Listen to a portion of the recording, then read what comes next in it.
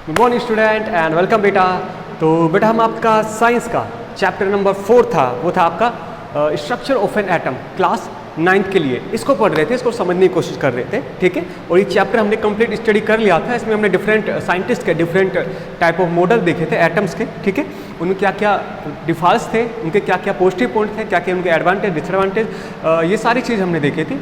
और अब कल की क्लास में, जो लास्ट क्लास में हमने आपके बुक के ब्लू क्वेश्चन जो होते हैं, जो कि बुक के अंदर वाले क्वेश्चन होते हैं, वो हमने डिस्कस कर लिए थे। और अब आज की क्लास जो हमको डिस्कस करनी है, आपके बुक के ही क्वेश्चन है लेकिन बैक क्वेश्चन है ना, जो चैप्टर के बाद में एंडिंग में दिए होते हैं, उनको डिस्कस करने, ठीक है।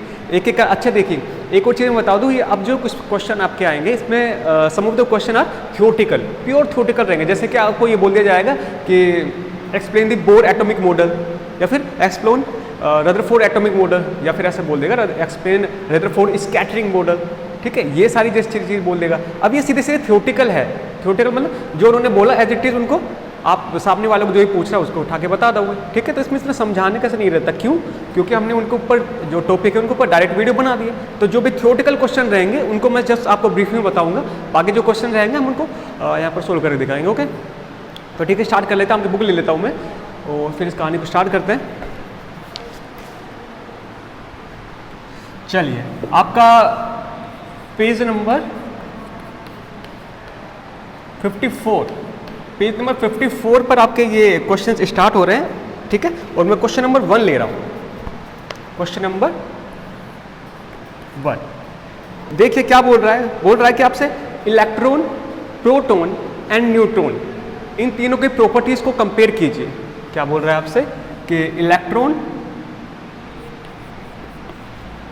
प्रोटॉन एंड न्यूट्रॉन, इन तीनों की प्रॉपर्टीज को आप कंपेयर कीजिए कि क्या क्या इनकी प्रॉपर्टीज होती है। जो हमने अभी तक पढ़ी है उनके बेस पर पढ़ना है, जरूर नहीं कि आपको 10-20 इसकी प्रॉपर्टीज बतानी है। जो भी आपने अभी तक पढ़ा है ओनली उतनी, चाहे 2 पढ़ी हो 2, 3 हो 3, जितनी भी आपको पता हो, ठीक है। अगर बात करें तो इलेक्ट्रॉन का सिंबल ई से इसको डिनोट करते हैं, ठीक है। इसको डिनोट करते हैं पी से, इसको डिनोट करते हैं स्मॉल एन से। इसके ऊपर होता है नेगेटिव चार्ज, इसके ऊपर क्या होता है आपको पता है, as you know, positive charge, और इसके ऊपर होता है कोई भी चार्ज नहीं होता, इसलिए इसको या तो नो चार्ज बोल सकते हो आप, या फिर इसको आप बोल सकते हो न्यूट्रल, ठीक है, ओके। अच्छा, इसके अलावा और क्या हो सकता है? इलेक्ट्रॉन जो होता है, इलेक्ट्रॉन आपको न्यूक्लियस के अराउंड मिलेगा, न्यूक्लियस के अराउंड। ये लेकिन प्रोटॉन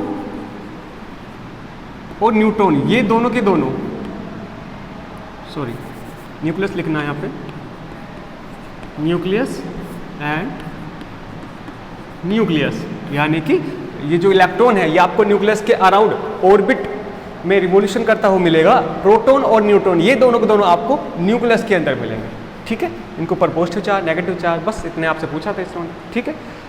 अच्छा जी, ये हो गया आपका क्वेश्चन नंबर 1, ठीक है। You can note down that or you can skip. So proceed further. Let's move on. Second question. Second question is, what are the limitations of J.J. Thomson atomic model?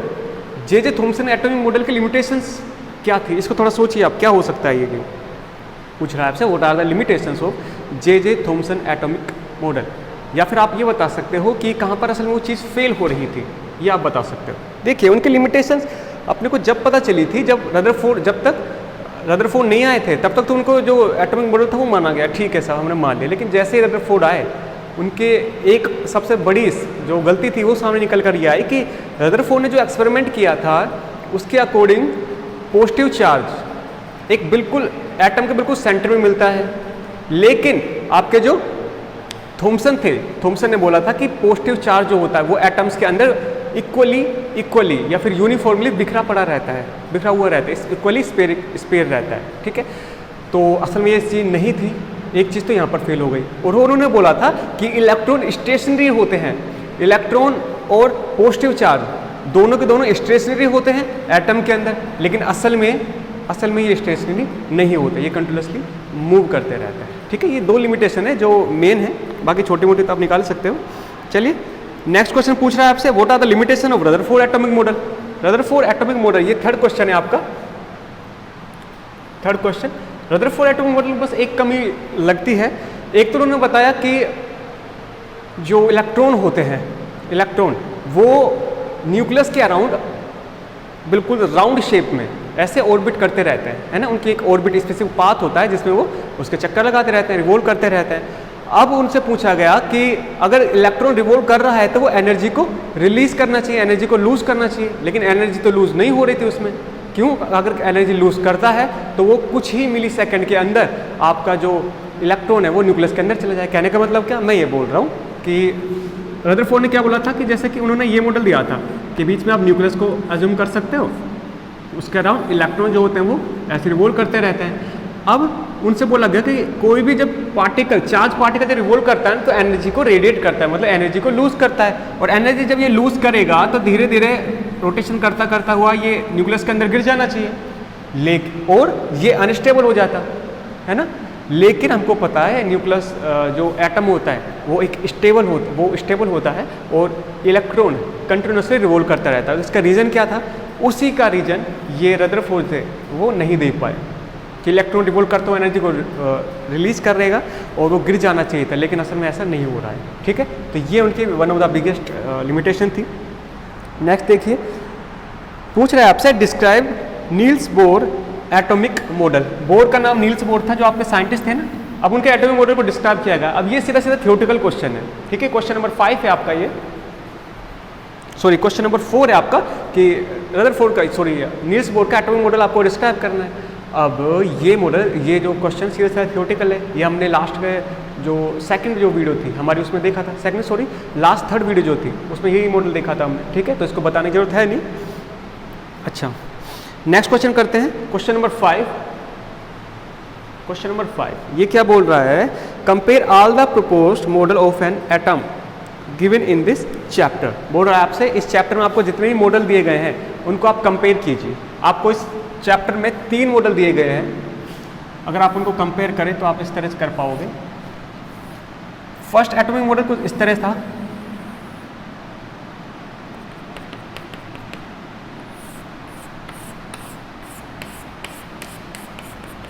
जो मैंने इसको fill कर दिया है, इसको सभी को आप पॉजिटिव चार्ज एज्यूम कीजिए। ठीक है, और ये मैं बना देता हूँ इसमें नेगेटिव चार्ज इलेक्ट्रॉन।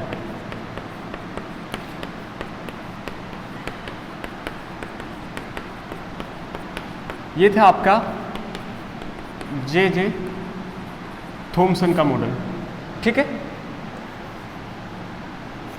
नेक्स्ट आ रहे हैं आपके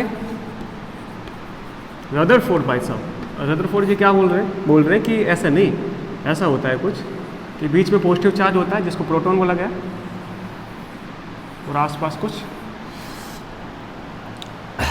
कुछ इस तरह की ऑर्बिट्स होते हैं जिनमें इलेक्ट्रॉन रिवॉल्व करता रहता है। ठीक है, ओके, आगे बढ़ते हैं नील्स बोर के एटॉमिक मॉडल पर। इनका भी जो एटॉमिक मॉडल था वो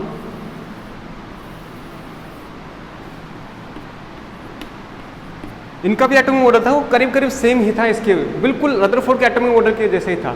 असल में आपके नील्स बोर ने क्या किया था, बस इस प्रॉब्लम को सुलझा के दिया था कि इलेक्ट्रॉन इसके अंदर क्यों नहीं गिरता है, इलेक्ट्रॉन जब रिवॉल्व करता है तो एनर्जी रिलीज नहीं करता है। बस इतना मॉडिफाई करके उन्होंने अपना ये एटॉमिक मॉडल दे दिया। बाकी दिखने में मतलब फिजिकल जो था, फिजिकल बिल्कुल रदरफोर्ड मॉडल के ही अकॉर्डिंग था। ठीक है, तो अगर इसको कंपेयर करें तो जे थॉमसन का थोड़ा मैं बता दूं, इन्होंने बोला था कि जो पॉजिटिव चार्ज है, पॉजिटिव चार्ज ऐसे एटम के अंदर बिखरे पड़े रहते हैं, इस पर यूनिफॉर्मली डिस्ट्रीब्यूटेड रहते हैं, और नेगेटिव चार्ज उसमें इस तरह से धसे रहते हैं। उनको नेगेटिव चार्ज को बोला गया इलेक्ट्रॉन, इलेक्ट्रॉन उनमें धसे रहते हैं। ठीक है, अब उन्होंने बोला इनमें से कोई भी पार्टिकल मूव नहीं करता है, whether positive charge whether negative charge. ठीक है, ये था इनका, बस यही था कि इनकी जो कहानी थी वो खत्म हो गई थी। रदरफोर्ड ने बोला था कि सारा का सारा जो इनके अकॉर्डिंग जो पॉजिटिव चार्ज बोल रहे हैं वो पॉजिटिव चार्ज एटम के बिल्कुल सेंटर में आपको मिलेगा। ठीक है, और नेगेटिव चार्ज जो कि इलेक्ट्रॉन बोला गया है वो इलेक्ट्रॉन आपको इस पॉजिटिव चार्ज के अराउंड रोटेशन में करता हुआ मिलेगा, चक्कर लगाता हुआ मिलेगा।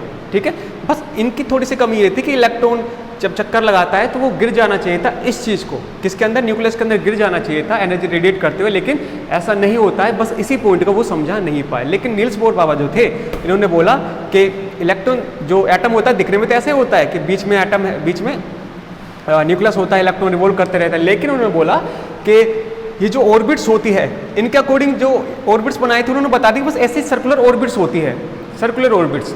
लेकिन कितनी ऑर्बिट्स चाहिएगी, कितनी ऑर्बिट्स, तो असल में ऑर्बिट इनफाइनाइट हो सकती है, किसी भी एटम के लिए नंबर ऑफ ऑर्बिट्स इनफाइनाइट हो सकती है। बस कंडीशन ये है कि उनमें इलेक्ट्रॉन फिल होने चाहिए। अगर इलेक्ट्रॉन उनके अंदर फिल नहीं है तो वो जो ऑर्बिट्स है वो कंसीडर नहीं की जाएगी। इस पॉइंट को थोड़ा यहाँ पर रख ले आप, ठीक है। इन्होंने बोला था कि सर्कुलर ऑर्बिट्स होती है, ठीक है। अब उन्होंने ये नहीं बताया था कि एक मतलब दो ऑर्बिट्स के बीच में कितनी डिस्टेंस हो सकती है या कितनी डिस्टेंस होती है। लेकिन नील्स बोर ने ये बता दिया था कि ये जो ऑर्बिट्स होती है डिस्क्रीट होती है, डिस्क्रीट ऑर्डर में होती है। मतलब एक स्पेसिफिक ऑर्बिट की, स्पेसिफिक ऑर्डर की ऑर्बिट ही एग्जिस्ट कर सकती है। मतलब कि दो ऑर्बिट जो है उनके बीच में जो डिस्टेंस है जरूर नहीं है वो दूसरे और तीसरे ऑर्बिट के बीच में डिस्टेंस के इक्वल हो। मतलब ये डिस्टेंस और ये डिस्टेंस जरूर नहीं है इक्वल हो। ये एक स्पेसिफिक एक वैल्यू पर डिपेंड करती है कि नेक्स्ट, अगर आपको पहली ऑर्बिट यहाँ मिली है तो नेक्स्ट ऑर्बिट आपको यहाँ मिलेगी कि यहाँ मिलेगी। ये एक स्पेसिफिक वैल्यू पर डिपेंड करते हैं जो कि आप हायर क्लास में पढ़ोगे कभी, ठीक है। ऐसा नहीं कि आप एक ऑर्बिट यहाँ पर बना सकते हो या फिर यहाँ बना सकते हो, इस तरह से ऐसा पॉसिबल नहीं होगा, ठीक है। इनके बीच की जो डिस्टेंस होती है वो बिल्कुल स्पेसिफिक होती है, ठीक है। और इनकी रेडियस जो होती है, इसकी रेडियस मतलब कि यहाँ से लेके इस ऑर्बिट की जहाँ तक की रेडियस है वो रेडियस भी स्पेसिफिक होती है, ठीक है। तो ये थे आपके नील्स बोर की कहानी, ये रदरफोर्ड की कहानी, और ये थे आपके बाबा जे थॉमसन की कहानी, ओके। तो बस इतना ही इन्होंने पूछा था कि आप कंपेयर करके बताइए, हमने वो करके दे दिया है। Next question further, question number 6 को उठा लेते हैं और देखते हैं वो जनाब क्या बोल रहे हैं। क्वेश्चन नंबर 6 बोल रहे हैं summarise the rules of writing of distribution of electron in various cell for the first 8 element. बोला गया है आपसे कि फर्स्ट 8 एलिमेंट है ना, मतलब स्टार्टिंग से लेके 8 एलिमेंट जो भी होते हैं उनकी आप इलेक्ट्रॉन स्ट्रक्चर, मतलब इलेक्ट्रॉन उनमें किस तरह फिल किए जाते हैं वो बताइए बाय रूल्स। अब मैं इसके रूल्स बता देता हूँ, खाली रूल्स क्या है और फिर आप आगे इसको काउंट कर सकते हो। जैसे कि एटॉमिक नंबर, किसी भी एटम के अंदर जो उसका एटॉमिक नंबर होता है उतने ही उसके अंदर नंबर ऑफ प्रोटॉन होते हैं और उतने ही उसके अंदर नंबर ऑफ इलेक्ट्रॉन होते हैं अगर वो फ्री फॉर्म में है तो, ठीक है। अच्छा, अब एक और चीज़ मैं बता दूं, जब भी आप इलेक्ट्रॉन को फिल करना स्टार्ट करते हो, है ना, electron filling from down to upside orbits. कहने का मीन क्या, सबसे पहले k orbit, then l, then m, then n, या फिर पहले बोल सकते हैं सबसे पहले फर्स्ट ऑर्बिट या फिर second orbit, then third orbit and then fourth orbit. जब तक ये फर्स्ट ऑर्बिट कंप्लीटली फिल नहीं हो जाती तब तक आप नेक्स्ट ऑर्बिट में इलेक्ट्रॉन फिल नहीं कर सकते। ऐसे ही अगर आप जब तक सेकंड ऑर्बिट फिल नहीं हो जाती कंप्लीटली तब तक आप थर्ड ऑर्बिट में इलेक्ट्रॉन को फिल नहीं कर सकते। ऐसा नहीं कि सबसे पहले आप फोर्थ में भर दो, फिर सेकंड में कर दो, फिर थर्ड में कर दो, फर्स्ट में कर दो, इस तरह नहीं होगा। मीन्स अगर ये कोई एटम है, ये उसकी फर्स्ट ऑर्बिट है, ये सेकंड है and this is third orbit, तो सबसे पहले इलेक्ट्रॉन, ऐसा नहीं कि बाहर की ऑर्बिट से, आउटर मोस्ट ऑर्बिट से फिल किया जाएगा, नो, सबसे पहले इलेक्ट्रॉन इनर ऑर्बिट जो है या फिर डाउन ऑर्बिट जो भी है, इनर बोल सकते हो आप इसको, और इसको अपसाइड वाली को बोल सकते हो आउटर, ठीक है। इनर ऑर्बिट बोले वो होती है ये वाली, ठीक है, इनर ऑर्बिट्स ये वाली सबसे पहले, सबसे इंटरनल वाली, उसके बाद फिल, जब ये वाली फिल हो जाएगी फिर ये वाली फिल करोगे, फिर उसके बाद ये वाली फिल करोगे। और इसमें कितने नंबर ऑफ इलेक्ट्रॉन्स आ सकते हैं वो आपको पता ही है। फर्स्ट में 2 आ सकते हैं, सेकंड में 8 आ सकते हैं, थर्ड में 18 आ सकते हैं, नेक्स्ट 32 आ सकते हैं, एंड सो है। ये आगे के किस तरह निकाल सकते हो, आगे आपको एक फॉर्मूला बताया गया है 2n²।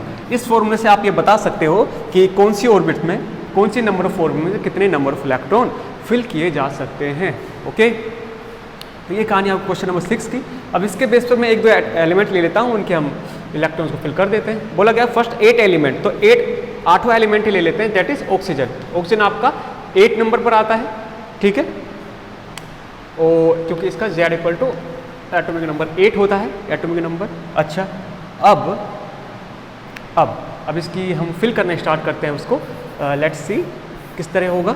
आपको पता है इसके अंदर अगर Z इक्वल टू 8 यानी कि 8 प्रोटॉन है तो इसके अंदर इलेक्ट्रॉन भी कितने होंगे 8, ठीक है। So number of electron will be 8। Now we have to fill in centre that is nucleus, first orbit and second orbit. And what will be the order of this? In first orbit we have to fill 8 electron, and in second orbit we have to fill 6 electron. 6 plus 2 8, we got 8 electron. Okay, so in first orbit we have to fill 2 electron, here is 2 electron, and in second orbit we have to fill 6 electron. 1 2 3 4 5 6. Okay, you can show the electron by E, or you can also show the electron by this dot. Okay, both are applicable in science. Okay, so here is the answer. Okay, so let's take next element. Let's say nitrogen. Nitrogen comes in 7, means its atomic number is 7. Let's do its atomic structure. In center that is nucleus, first orbit and second orbit. Okay, in first orbit we have to fill 2 electron.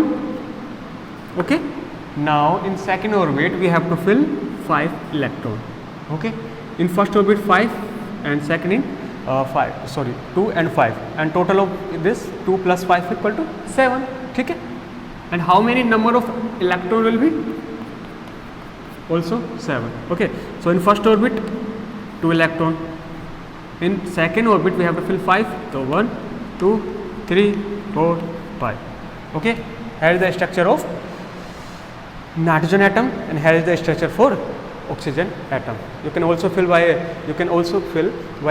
this method of remaining elements. ठीक है, आप इस method का use करके remaining element जो भी बच गए हैं उनको आप फिल कर सकते हो। जैसे कि Z इक्वल टू 1 2 3 4 5 6 7 8, मैंने 8 and 7 का बता दिया। इस तरह आप फिल कर सकते हो। लेट से लिथियम का ले लेते हैं। Atomic number of lithium is 3, it is denoted by Li. In first orbit we have to fill 2 electron, and in second orbit we have to fill only 1 electron, because number of proton is 3 and number of electron also is 3. Okay, so this is the whole answer of question number 6. ठीक है, you can note down this or you can skip this if you got answer of this. ठीक है, हम next करते हैं, इसको मैं fill कर दे तो चलिए ये फिल हो चुका है। और नेक्स्ट क्वेश्चन नंबर लेते हैं, क्वेश्चन नंबर 7। थोड़ी स्पीड को बढ़ा देते हैं, कब क्वेश्चन जो है वहाँ पे काफ़ी ज़्यादा है इसमें। ठीक है, चलिए बोल गए आपके define valency by taking example of silicon and oxygen. Silicon और ऑक्सीजन का एग्जांपल लेकर आपको जो वैलेंसी होती है उसको बताना। मैं ऑक्सीजन का ले लेता हूँ, ऑक्सीजन सिंपल है, ऑक्सीजन आता है 8 नंबर पर। ठीक है, और इसकी वैलेंसी को अगर बताना है तो किस तरह बता सकते हो आप। फर्स्ट ऑर्बिट में 2 इलेक्ट्रॉन, सेकेंड ऑर्बिट में 6 इलेक्ट्रॉन, है ना। फर्स्ट ऑर्बिट में 2 कंप्लीट फिल हो गई, सेकेंड ऑर्बिट में 6 इलेक्ट्रॉन। आपको पता है किसी भी ऑर्बिट में अगर उसको स्टेबिलिटी गेन करनी है तो उसको अपना ऑक्टेट पूरा करना होगा। ऑक्टेट से मीन उसको अपनी आउटर मोस्ट ऑर्बिट में 8 इलेक्ट्रॉन को कंप्लीट करना है। अभी इसके पास कितने इलेक्ट्रॉन है 6, इसको कंप्लीट कितने करने हैं 8, इसको कंप्लीट करने हैं 6 इसके पास है। तो इसके वैलेंसी क्या हो जाएगी, आपको जैसे मैंने बताया था कि अगर आउटर मोस्ट ऑर्बिट में 4 से ज़्यादा इलेक्ट्रॉन है तो आप 2 तरीके से वैलेंसी उसकी निकाल सकते हो। या तो आप ये पता लगा लो कि उसको 8 इलेक्ट्रॉन कंप्लीट करने में कितने बचे हैं। अब जैसे 6 है, इसको 8 करने में कितने चाहिए 2 इलेक्ट्रॉन, तो 2 हो गई इसकी वैलेंसी। ऐसे ही अगर आपको बोला गया है कि ये तो फर्स्ट मेथड था, सेकंड क्या, अगर 4 से ज़्यादा है आउटर मोस्ट ऑर्बिट में इलेक्ट्रॉन तो आप उसको 8 में से माइनस कर दीजिए। 8 - 6 = 2, तो ये भी इसकी हो गई वैलेंसी। ठीक है, आप इसको कर सकते हो, इस तरह आप इनकी वैलेंसी निकाल सकते हो। क्वेश्चन नंबर 7 था ये।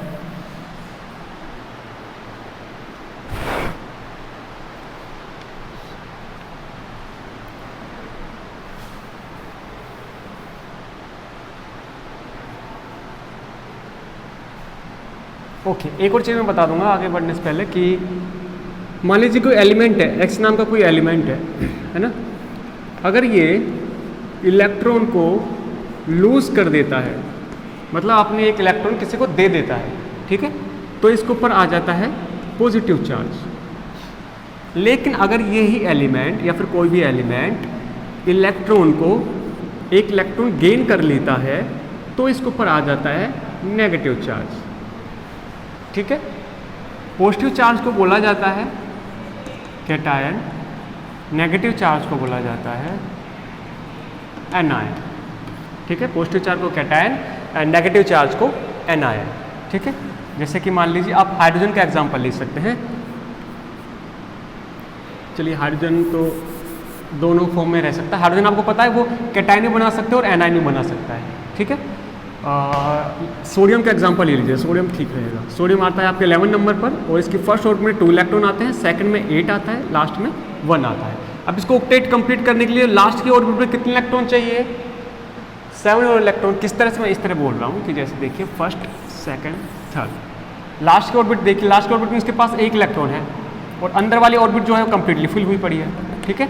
अब इसको देखो, या तो ये इसके पास 2 ऑप्शन है, या तो ये 7 इलेक्ट्रॉन को गेन कर ले या फिर ये 1 इलेक्ट्रॉन को लूज कर दे और स्टेबिलिटी को गेन कर ले। कौन सा ज़्यादा आसान रहेगा?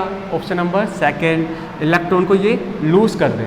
जो जैसे इलेक्ट्रॉन को लूज करेगा, इलेक्ट्रॉन लूज करेगा तो क्या बन जाएगा? ये एक कैटायन बन जाएगा, मतलब इसके ऊपर पॉजिटिव चार्ज आ जाएगा। तो जैसे एक इलेक्ट्रॉन को ये लूज कर देगा तो ये बन जाएगा Na+। जितने इलेक्ट्रॉन लूज करता है उतने उसके ऊपर चार्ज आ जाता है। अगर 1 इलेक्ट्रॉन लूज कर रहा है तो Na+, वैसे Na+ का मतलब होता है Na+1, है ना, लेकिन 1 लगाने से कोई ठीक वो सेंस रहता नहीं है क्योंकि इसका मतलब वही होता है, ठीक है।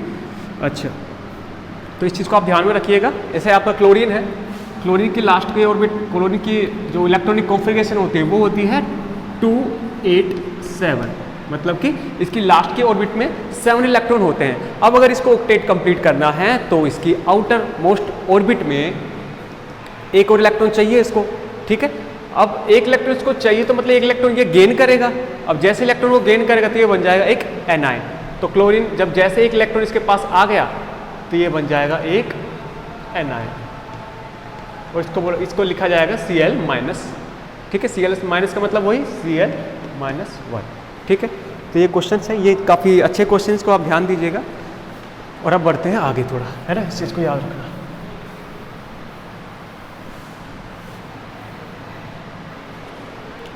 अब बढ़ते हैं आपके नेक्स्ट पेज नंबर 55 पर।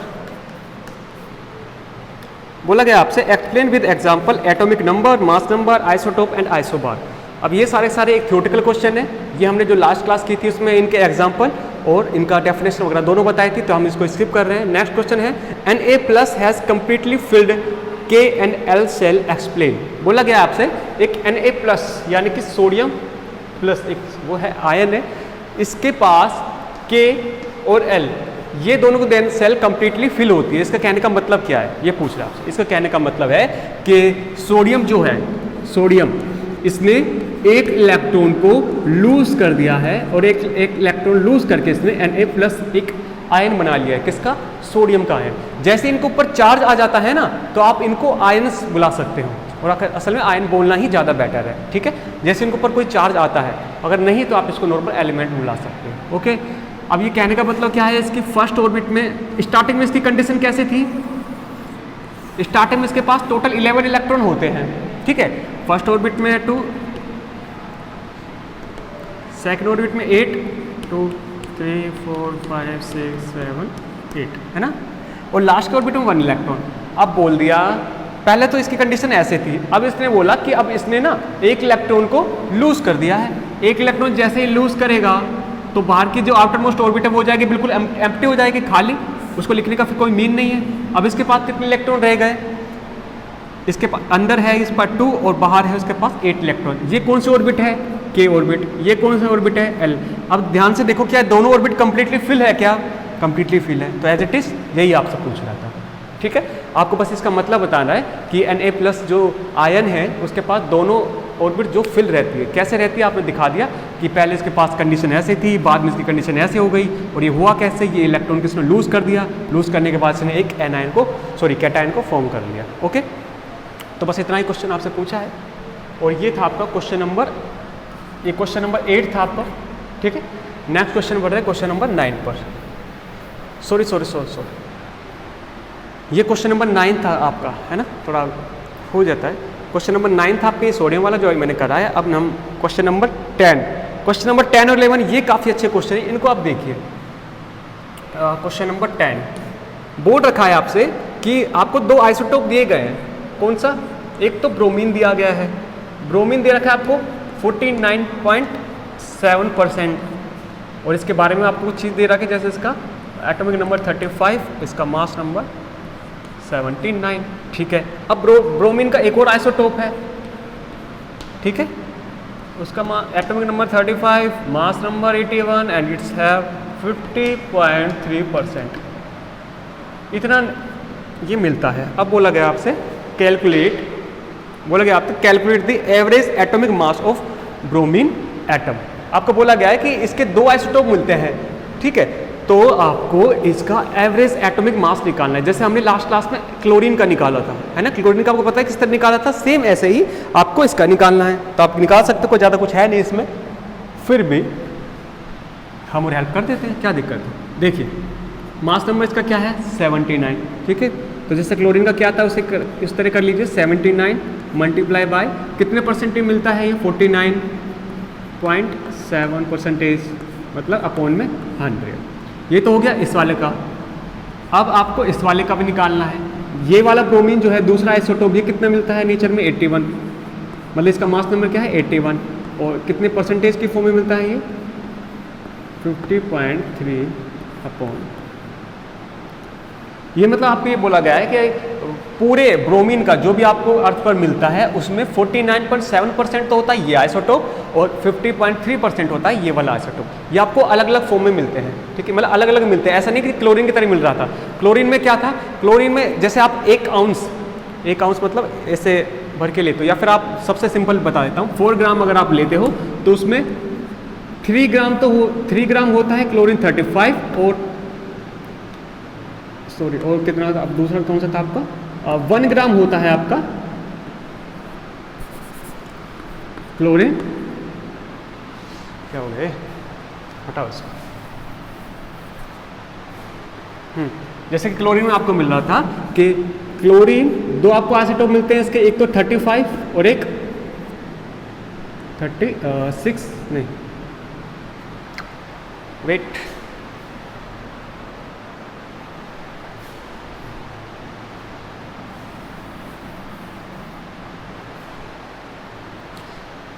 ये इसी की तरह जैसे कि आपको क्लोरीन के जो आइसोटोप्स मिल रहे थे उनके साथ ऐसा हो रहा था। उनके साथ कैसा था, जैसे आपका ये क्लोरीन है, क्लोरीन के आपको 2 आइसोटोप मिलते हैं, एक तो क्लोरीन 35 और एक होता है chlorine 30।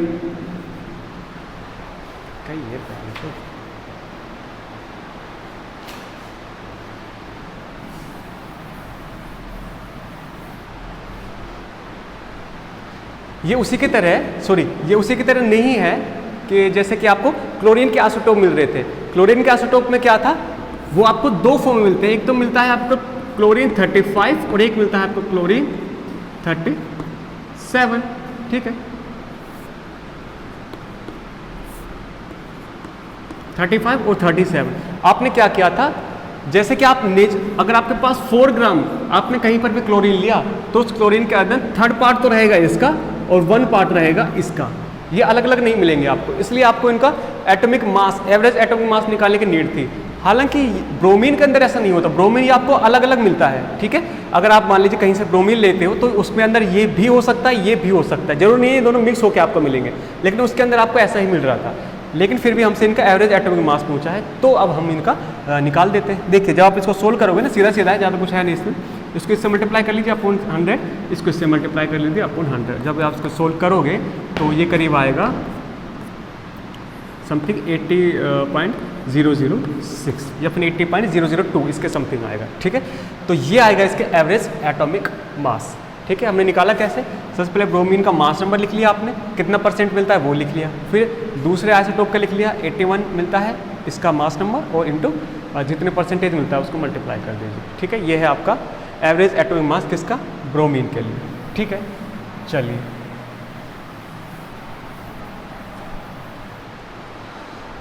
Question number 11, question number 11 देख लीजिए। ये लास्ट क्वेश्चन है आज के लिए, बाकी फिर बाद में करते हैं हम। बोला गया आपसे the average atomic mass of sample of an element x is 16.2।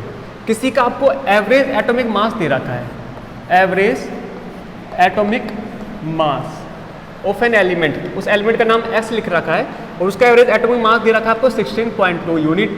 ठीक है, कोई दिक्कत नहीं है। अब बोला है आपसे कि what are the percentage of isotopes. अब इसके दो आइसोटोप्स मिलते हैं आपको, उन आइसोटोप्स के बारे में बता रहा है, जैसे इसका 8, 6, 8, 18 इन दी सैंपल। ठीक है, मैं आपको बताऊं ये ऑक्सीजन के आइसोटोप्स की बात हो रही है, क्योंकि यहाँ पे इसका जेड नंबर मतलब इसका एटॉमिक नंबर 8 है, 8 होता है आपका ऑक्सीजन का। ठीक है, चलिए आपको इसका नाम दे नहीं रखा वैसे क्वेश्चन में, आपको बोल रखा है कि एटॉमिक नंबर इसका इतना है और मास नंबर इसके दो अलग अलग हैं, तो मतलब आपको दो आइसोटोप मिल रहे हैं। एवरेज एटॉमिक मास इतना है, तो इनका आईडी मतलब इंडिविजुअली कितना होगा, मतलब ये इतने परसेंट, ये इतने परसेंट, ये कैसे निकाल सकते हो आप।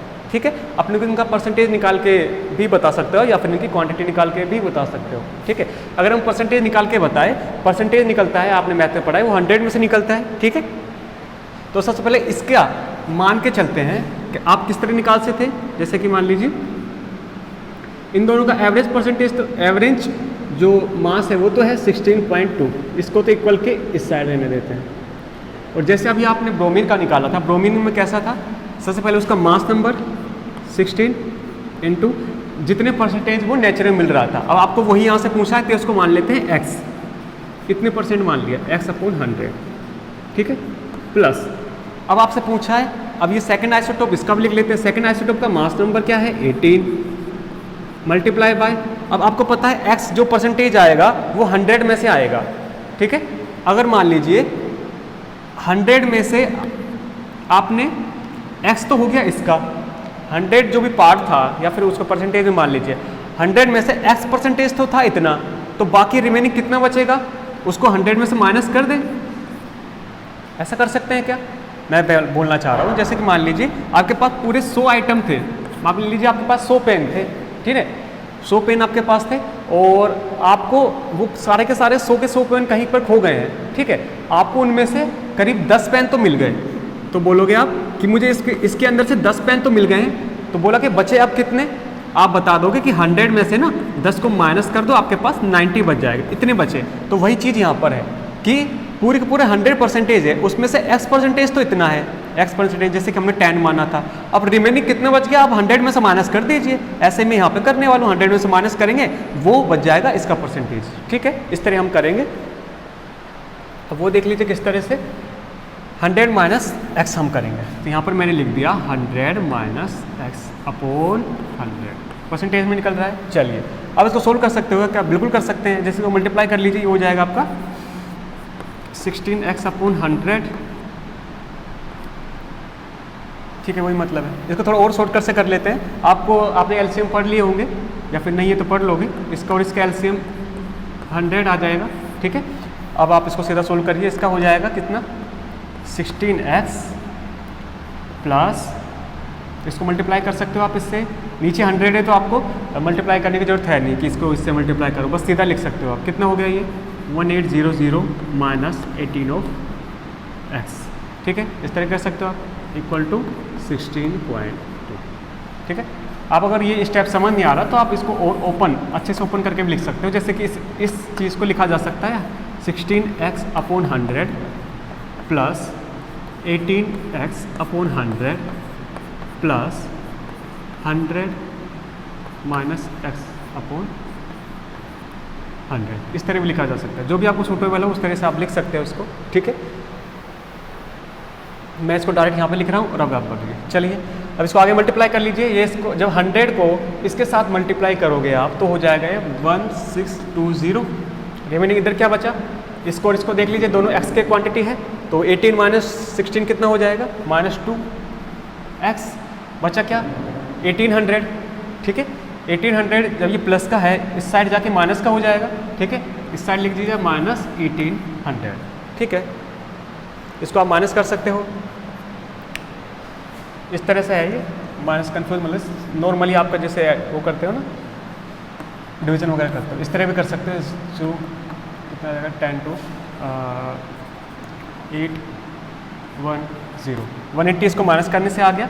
अब ध्यान दीजिए 180 आएगा माइनस का, है ना, माइनस का 180 और इधर कितना है माइनस ऑफ 2x, माइनस से माइनस गया 2x इक्वल टू 180 कितना आ जाएगा x इक्वल टू 180/2 कितना हो गया ये 90, यानी कि x की वैल्यू कितनी आ गई 90। ठीक है, x की वैल्यू जब 90 है तो इस वाले की परसेंटेज कितना आ गया बता सकते हो आप। ठीक है, x कौन सी मानी थी आपने, x माना था आपने इसके लिए। ठीक है, तो इसका एवरेज एटॉमिक मास तो आ गया 90%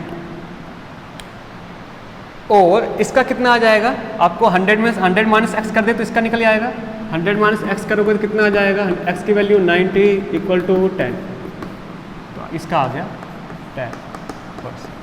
ठीक है, तो आपको यही पूछे थे दोनों के दोनों, ये आपने निकाल करके बता दिए। ठीक है, ये क्वेश्चन काफ़ी अच्छे हैं और कॉन्सेप्चुअल है। ठीक है, तो आई होप कि आपके समझ आ चुका है। रिमेनिंग क्वेश्चन जो है उनको हम नेक्स्ट वीडियो में कवर करेंगे, काफ़ी सारे क्वेश्चन है तो ज़्यादा लंबी वीडियो हो जाएगी। ठीक है, इतने लंबी खींचने से कोई सेंस है नहीं। अगर यहाँ तक के जो क्वेश्चन है इनमें किसी को कहीं पर भी कोई डाउट वगैरह है तो बिल्कुल पूछ सकता है, और नहीं तो फिर हम कल की क्लास में जो आगे स्टडी करेंगे। ठीक है, तो ठीक है, तब तक मजे करिए। Thank you student.